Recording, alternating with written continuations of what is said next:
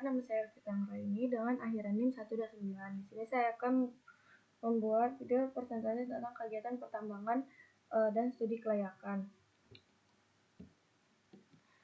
Di sini ada daftar isi tentang presentasi ini. Ada 6. Pertama, kegiatan pertambangan di Indonesia berdasarkan UU No. 4 2009 dan UU No. 3 2020 dan terakhir UU No. 2 2025.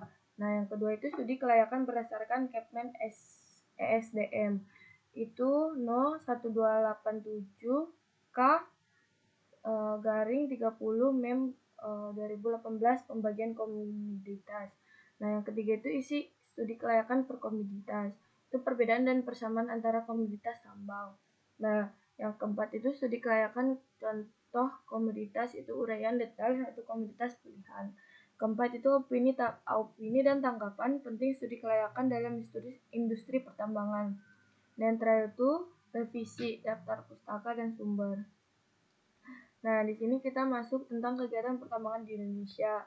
Di UU No. 4 tahun 2009 itu ada Undang-Undang Pertambangan Mineral dan Batu Bara pertama di Indonesia, mengatur izin usaha pertambangan IUP, IUPK, dan IPR, tahapan eksplorasi, operasi produksi, dan pasca tambang, dan kewajiban deklarasi dan pasca tambang bagi pemegang IUP. Nah, untuk UU No. 3 tahun 2020 itu ada perubahan atas UU No. 4 2009, penguatan peran pemerintah pusat. Izin dan pengelolaan mineral dan batu bara dikelola oleh pemerintah pusat. Kewajiban pengelolaan dan pemurnian di dalam negeri. Dan terakhir, sanksi telah tegas terhadap pelanggaran kekuatan pertambangan. Nah, yang terakhir itu UU No. 2 tahun 2025, pembaruan teknik regulasi pertambangan mineral dan batu bara, penguatan hirilasi dan nilai tambah mineral dalam negeri, percepatan transisi energi dan pemanfaatan mineral kritis, dan terakhir tata kelola lingkungan dan sosial lebih ketat. Nah, tahapan kegiatan pertambangan itu adalah penyelidikan umum, dilanjut dengan eksplorasi, studi kelayakan, dan dilanjut lagi konstruksi, penambangan, pengolahan, pengangkutan, penjualan, dan terakhir pasca tambang. Nah, tadi kan udah saya bilang, penyelidikan umum itu identifikasi potensi sumber daya mineral. Nah, eksplorasi itu pemetaan geologi dan estimasi cadangan. Nah, studi kelayakan, evaluasi teknisi, ekonomi, dan lingkungan. Nah, konstruksi itu pembangunan infrastruktur tambang, penambangan dan produksi itu ekstraksi sumber daya mineral, pengolahan dan pemurnian itu hilirisasi mineral menjadi produksi bernilai, dan pasca tambang itu reklamasi dan pemulihan lingkungan. Nah, masuk dengan Kepmen SDM No. 1827 K garing 30 garing Mem garing 2018 tentang pedoman pelaksanaan kaidah teknik pertambangan yang baik. Nah, di sini tuh ada 4, ada mineral logam, mineral bukan logam, dan batuan, dan terakhir itu batu bara.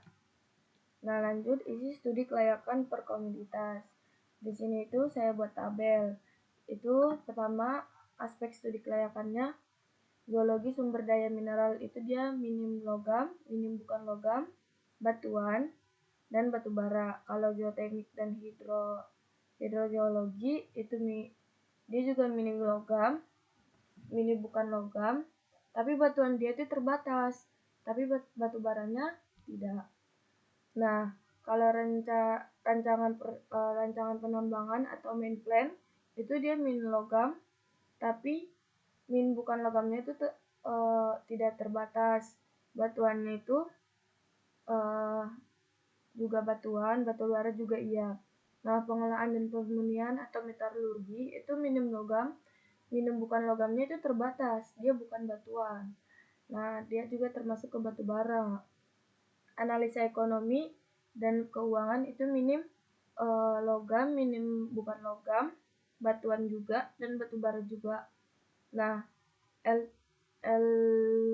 lingkungan K3 atau CSR itu dia minim logam, minim bukan logam, batuan juga, dan batubara juga. Kalau organisasi dan tenaga kerja itu dia minim logam, minim bukan logam, batuan juga, dan terakhir juga batubara. Kalau rencana pasca tambang dia minim logam, minim bukan logam, batuan, dan batubara juga. Nah, studi kelayakan atau mineral logam atau nikel. Nah, contohnya itu ada 6. Nah, pertama itu geologi, estimasi sumber daya atau klasifikasi sumber daya, terangkat, tertujuan, terukur. Nah, estimasi cabang biji, terkira dan terbukti. Eksplorasi geologi detail dengan metode pengoboran. Kedua itu rencana penambangan. Itu metode tambangnya itu open pit, optimasi pit menggunakan. Nah, lanjut yang ketiga pengolahan metalurgi, dan keempat analisa ekonomi, kelima lingkungan dan sosial, dan terakhir itu rencana pasca tambang. Nah, masuk opini tanggapan. Mengapa studi kelayakan sangat penting dalam industri pertambangan? Dasar pengambilan keputusan. Studi kelayakan menyediakan data ilmiah dan ekonomi yang objektif sebagai dasar investor dan perusahaan untuk memutuskan apakah proyek tambang layak dilanjutkan.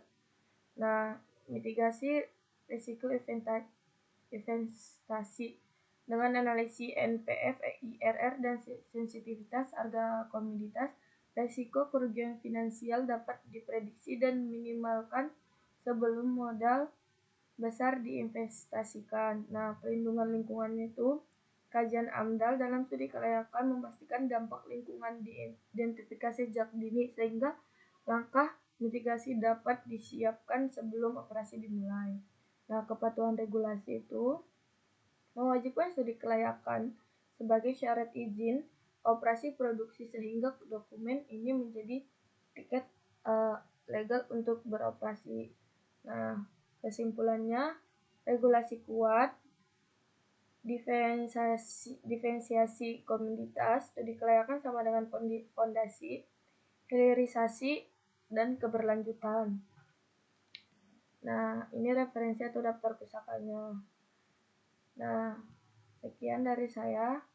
Terima kasih. Assalamualaikum warahmatullahi wabarakatuh.